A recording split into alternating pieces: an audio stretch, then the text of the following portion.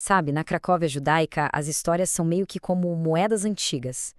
De um lado, você tem o conto que todo mundo conhece, a história da superfície. Mas do outro lado, ali tem uma verdade oculta, só esperando para ser descoberta. Então vamos juntos decifrar algumas dessas lendas que, olha, revelam muito sobre a alma de uma comunidade. Essa ideia aqui é a chave para tudo o que a gente vai conversar. É quase um convite, sabe? Para a gente olhar além do óbvio, para entender que em Cracóvia a realidade sempre foi muito mais complexa e fascinante do que se imaginava. E olha, essas não são só historinhas para fazer criança dormir, não. Elas funcionam como um mapa dos valores, dos medos, das esperanças de um povo. Cada conto é uma pecinha de um quebra-cabeça. E a primeira peça que a gente vai analisar é sobre um homem e um segredo assim, chocante. Em toda a cidade ele era uma lenda viva, mas digamos pelo motivo errado. Era conhecido por todos como o Avarento da Cracóvia, um homem cuja reputação, como a gente vai ver agora, era a maior de todas as farsas. A história que a cidade inteira contava era bem simples. Simon era um pão duro, ponto. Se alguém chegasse pedindo ajuda, a resposta vinha na hora, ríspida.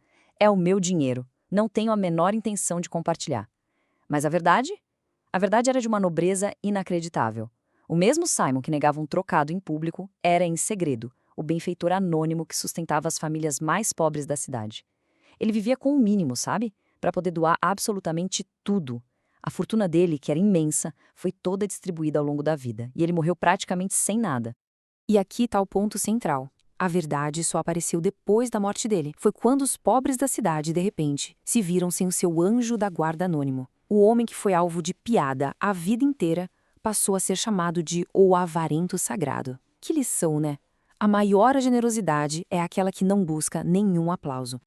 Bem, se a história do Simon era sobre uma virtude escondida, a próxima é sobre um pecado oculto. Um segredo que, diferente da caridade dele, não enriqueceu a alma de ninguém. Pelo contrário, envenenou uma comunidade inteira por dentro, por uma geração inteira.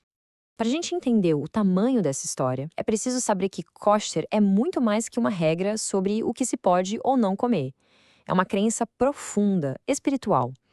Acreditava-se que o abate feito do jeito certo podia libertar a alma de uma pessoa arrependida que estivesse presa num animal, permitindo que essa alma subisse aos céus. Então, vender carne que não era kosher como se fosse, isso era mais do que uma fraude, era um crime contra a alma. E a mentira durou tempo demais. Foram 30 anos. Pensa só, 3 décadas. 3 décadas em que 2 dos açougueiros mais respeitados da cidade serviram engano no lugar de comida, construindo a riqueza deles em cima da fé dos vizinhos. Mas a verdade, né? Ela sempre dá um jeito de aparecer. E aqui ela veio de um jeito bem dramático, no meio de um casamento. O grande rabino Natanel, Nata Spira, estava lá. Quando o primeiro prato de carne foi servido, o servo tropeçou e, pá, deixou tudo cair. Que estranho! Aí veio o segundo servo com outro prato e ele também caiu. Naquele momento o rabino entendeu tudo. Aquilo não era azar, era um sinal divino. A carne estava impura.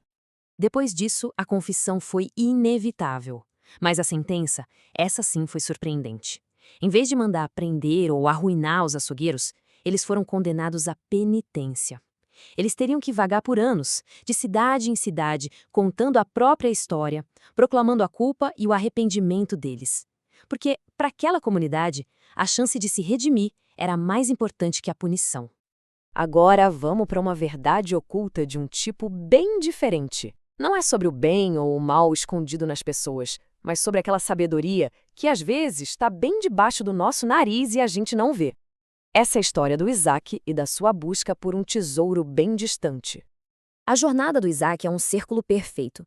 Ele sonha com um tesouro em Praga, uma cidade distante, e vai para lá. Chegando lá, a ponte do sonho está sendo vigiada por soldados. Ele acaba contando a história dele para um dos soldados, que ri e diz que também teve um sonho sobre um tesouro escondido no fogão de um judeu chamado Isaac, lá em Cracóvia. Naquele momento, a ficha cai.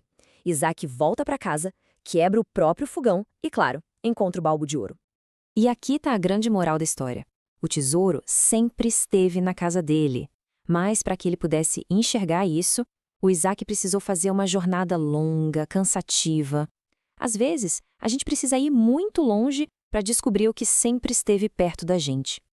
Mas olha, essas histórias de identidades secretas, de verdades que vêm à tona, elas não são só coisa do folclore, não. Elas ecoam de um jeito assustador e muito poderoso em eventos reais, como a gente vai ver agora, numa história emocionante que aconteceu durante o Holocausto. Era 1942, no gueto de Cracóvia. Uma mãe, chamada Helena Hiller, fez um sacrifício que a gente nem consegue imaginar para salvar o filho, Sashne. Ela o entregou a uma família cristã, escondendo a identidade judaica dele para que ele pudesse sobreviver. Com o menino, ela deixou uma carta, com um único pedido: que ele nunca, nunca se esquecesse de quem ele era. O Shakner sobreviveu, criado pela devota família Jacovis. Depois da guerra, os pais adotivos pensaram em batizá-lo, mas resolveram pedir a opinião de um jovem padre. O conselho do padre foi firme. A vontade da mãe biológica devia ser honrada. O menino não foi batizado. Anos depois, Shakner reencontrou parentes e viveu uma vida plena como judeu, cumprindo o desejo da mãe. Mas a maior revelação de todas viria muito, muito tempo depois. Ele descobriu que aquele jovem padre que protegeu sua identidade, que salvou sua fé, era Karol Wojtyła, o homem que o mundo inteiro viria a conhecer como Papa João Paulo II. Quando a gente olha para todas essas histórias juntas, um padrão começa a surgir, né? Elas falam da humildade na hora de ajudar, da certeza de que a verdade uma hora aparece, do poder do arrependimento, daquela sabedoria que mora dentro da gente e, acima de tudo, da força incrível da fé e da identidade, mesmo contra todas as chances. E tudo isso deixa a gente com uma pergunta no ar. As lendas da Cracóvia nos mostram que, por trás de toda a história que a gente conta, existe outra, só esperando para ser ouvida. E quanto a nós, quais verdades secretas estão escondidas nas nossas próprias histórias, nas das nossas famílias, das nossas comunidades?